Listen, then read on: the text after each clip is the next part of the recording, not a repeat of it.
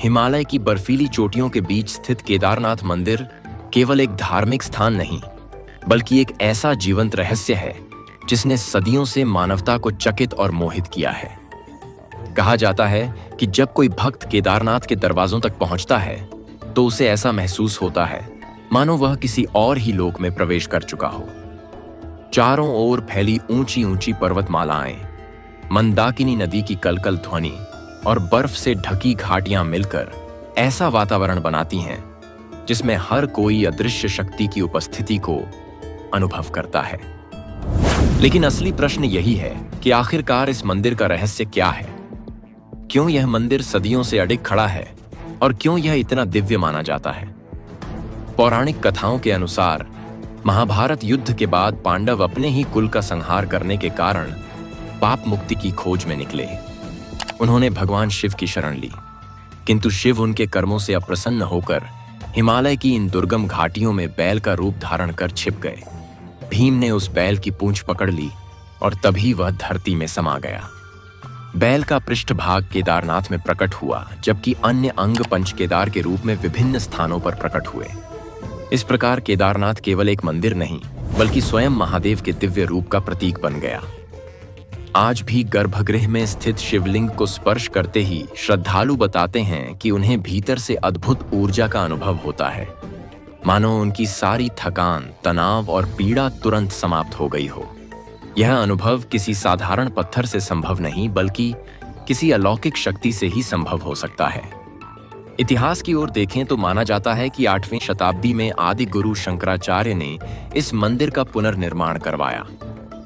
किंतु यह प्रश्न अब भी अनुत्तरित है कि समुद्र तल से 11,755 फीट की ऊंचाई पर, जहां आज भी मशीनरी और आधुनिक तकनीक लड़खड़ा जाती है, वहां उस समय इतने विशालकाय पत्थरों से मंदिर कैसे बनाया गया?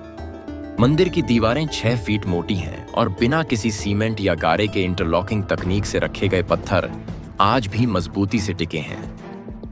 2013 की भयानक बाढ़ के समय यह रहस्य और गहराया।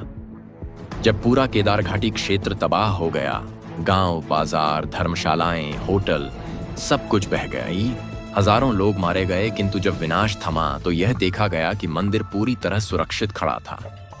उसके चारों ओर मलबा था, पर दीवार को एक खरोंच तक नहीं आई। वैज्ञानिकों ने कहा कि मंदिर के पीछे स्थित विशाल चट्टान ने जल प्रलय का रुख मोड़ दिया। लेकिन क्या यह मात्र संयोग था या वास्तव में यह स्वयं महादेव का दिव्य हस्तक्षेप था? कई प्रत्यक्षदर्शियों ने बताया कि उन्होंने उस रात मंदिर के ऊपर एक दिव्य प्रकाश देखा जो मानो मंदिर को अपनी छाया में सुरक्षित कर रहा था। श्रद्धालुओं का विश्वास है कि शिव स्वयं अपने धाम की रक्षा करने आए थे।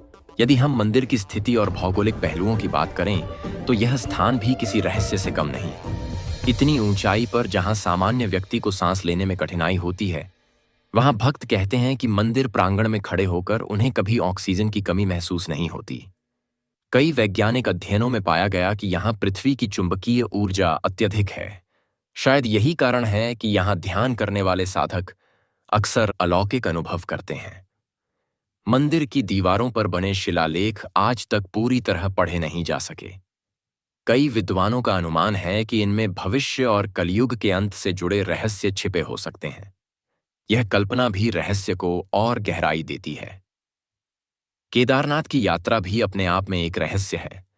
यहां आने वाला हर व्यक्ति यही कहता है कि जब तक स्वयं भोलेनाथ का आशीर्वाद न हो, तब तक कोई यहां पहुंच ही नहीं सकता। हर साल लाखों श्रद्धालु कठिन चढ़ाई, ठंडी हवाओं और बर्फ के बीच यह यात्रा पूरी करते हैं, और जब मंदिर के द्वार पर पहुंचते हैं तो आंखों से आंसू अपने आप बहने लगते हैं।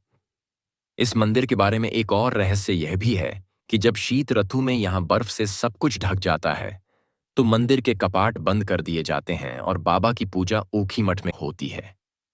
किंतु आश्चर्य की बात यह है कि जब अगले वर्ष कपाट खोले जाते हैं तो अंदर दीपक अब भी जलते मिलते हैं और वातावरण उसी तरह पवित्र होता है जैसे कल ही पूजा हुई हो। निष्कर्ष यही निकलता है कि केदारनाथ केवल एक धार्मिक स्थल नहीं, बल्कि रहस्यों का महासागर है। यहाँ इतिहास, पौराणिक कथाएं, वैज्ञानिक तथ्य और श्रद्धा सब मिलकर एक ही कहानी कहते हैं कि यह स्थान शिव का जीवित धाम है। यही कारण है कि कहा जाता है, केदारनाथ बुलाए बिना कोई नहीं जा सकता। अगर आपको यह वीडियो पसंद आया हो तो लाइक करें, सब्सक्राइब करें और घंटी का बटन दबाएं ताकि अगली बार भी आप ऐसे ही अद्भुत रहस्यों से रूबरू हो सकें। हर हर महादेव।